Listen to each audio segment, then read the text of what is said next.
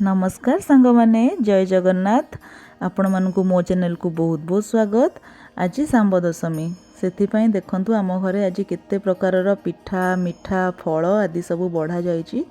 आपण मान तो जानी थिबे माँ माने तांको छुआंको पई एही पूजाटी करिथांती एवं तांको पई तांको प्रिय जिनिस सब सूर्यदेवଙ୍କ आगे बाढ़ी थांती।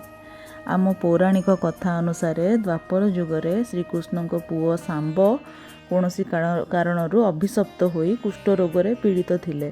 परे से सूर्यदेव को उपासना करी 12 वर्ष धरी पूजा करी से एही रोगरू मुक्त होइथिले। सेबेठारू सांब दशमी रे सूर्यनारायण को पूजा करा जाए। मो सासू कहले आज दिनटी बहुत भल सेतिलागी मो झियो हृदयर आज अन्नप्रसन करदेवा। आज तुलसी चढ़ा एकादशी मध्य सेथिलागी मो सासू कहले आज भल दिन आ कि नाई, आज भली दिन में मो झीर आज अन्नप्रसन करदेले भल हम। से समस्ते आम पूजा पूजी सारी मो झील को खीरी चटेलु। एठी तार बड़ भौणी केटी ताकू गेल्हा करुची।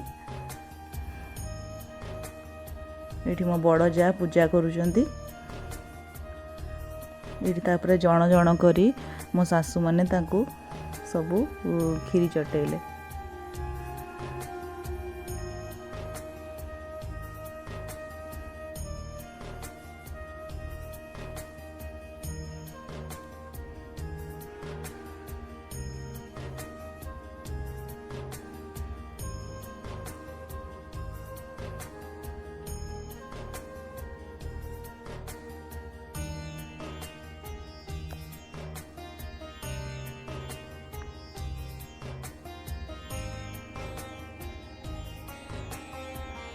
आज तुलसी चढ़ा एकादशी जेहेतु मु तुलसी आनी मो झील पाटी रे टिके चटेदेली।